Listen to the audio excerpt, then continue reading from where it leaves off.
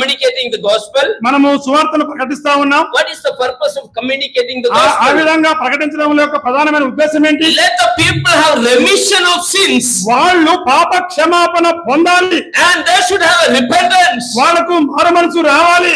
The gospel work is not earning some money or having a good fame in our life. ఆ సువార్త అనేది కేవలం డబ్బు సంపాదించడానికో మంచి పేరు ప్రతిష్ట సంపాదించడానికో ఏర్పాటు చేయబడిన సాధనం కాదు. It is to reach the people for remission of sins, and they should have a repentance. ప్రజలకు అది ఎందుకు చేరాలంటే ప్రజల యొక్క పాప క్షమాపణ నిమిత్తము, అదే విధంగా మారు మనసు నిమిత్తము సువార్త ప్రకటించాలి.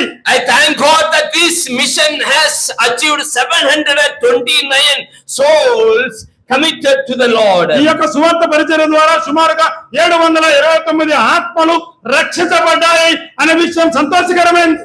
And they are communicating the gospel. మనము సువార్తను ప్రకటిస్తా ఉన్నాం. What is the purpose of communicating the ఆ gospel? విధంగా ప్రకటించడం యొక్క ప్రధానమైన ఉద్దేశం ఏంటి? Let the people have remission of sins, వాళ్ళు పాప క్షమాపణ పొందాలి, and they should have a repentance. వాళ్ళకు మారుమనసు రావాలి.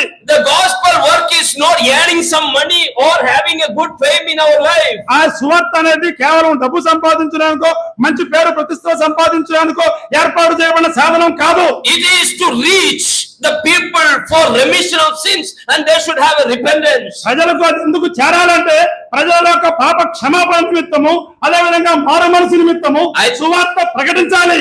I thank God that this mission has achieved 729 souls committed to the Lord. ఈ యొక్క సువార్త పరిచర్య ద్వారా సుమారుగా 729 ఆత్మలు రక్షించబడ్డాయి అనే విషయం సంతోషకరమైనది.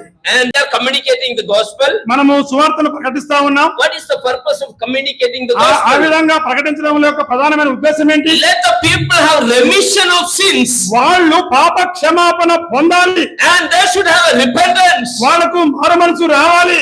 The gospel work is not earning some money or having a good fame in our life. ఆ సువార్త అనేది కేవలం డబ్బు సంపాదించడానికో మంచి పేరు ప్రతిష్ట సంపాదించడానికో ఏర్పాటు చేయబడిన సాధనం కాదు. It is to reach the people for remission of sins, and they should have a repentance. ప్రజలకు అది ఎందుకు చేరాలంటే ప్రజల యొక్క పాప క్షమాపణ నిమిత్తము, అదే విధంగా మారు మనసు నిమిత్తము సువార్త ప్రకటించాలి. I thank God that this mission has achieved 729 souls committed to the Lord. ఈ యొక్క సువార్త పరిచర్య ద్వారా సుమారుగా 729 ఆత్మలు రక్షించబడ్డాయి అనే విషయం సంతోషకరమైనది. And